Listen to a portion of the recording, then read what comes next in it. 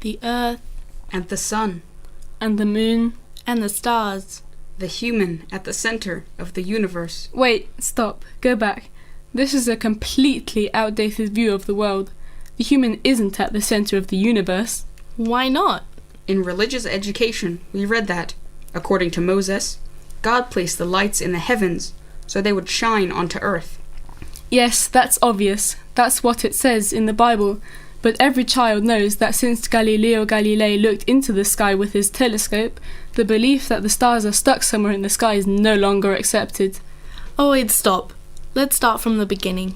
Okay, what can we see? Circles and star signs.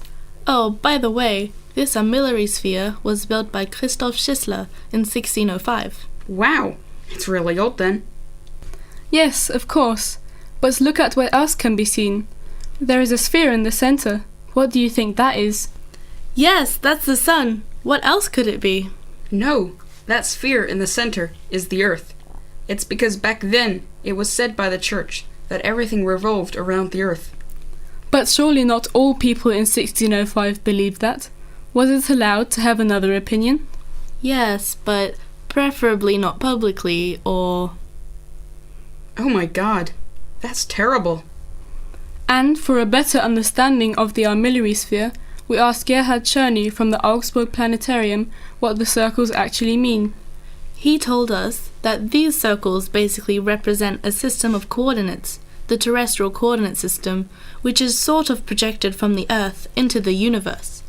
One of the most striking circles on it is the ecliptic, which is actually the orbital plane of the Earth around the Sun.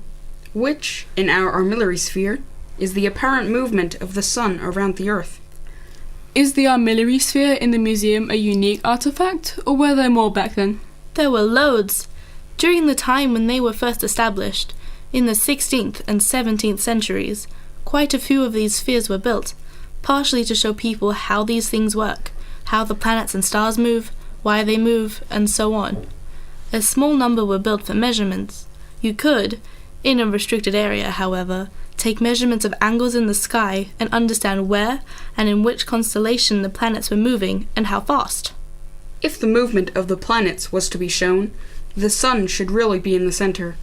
However, an Armillarsphäre with the earth in the center can still help to understand the movement of the skies, according to Gerhard Czerny. The earth is obviously not in the center of the universe, but an Armillarsphäre sets a view of the sky from the earth, so the earth is a reference point. Okay, I get it now. The Armillarsphäre is not used to explain the worldview, but it can show us the movement of the planets and the stars as we see them. That is why the earth is in the center. We pretty much look into the sky from it. I found out something else. The Armillarsphäre got its name from the rings. They are called armillae in Latin. These rings represent polar circles, the ecliptic, the equator, the actual orbits of the moon, and the apparent orbits of the sun. And who is that? Up there, on the very top of the Armillarsphäre. That is the Tura Michele, the Archangel Michael, the patron of our city. After all, the Armillarsphäre was actually built here in Augsburg.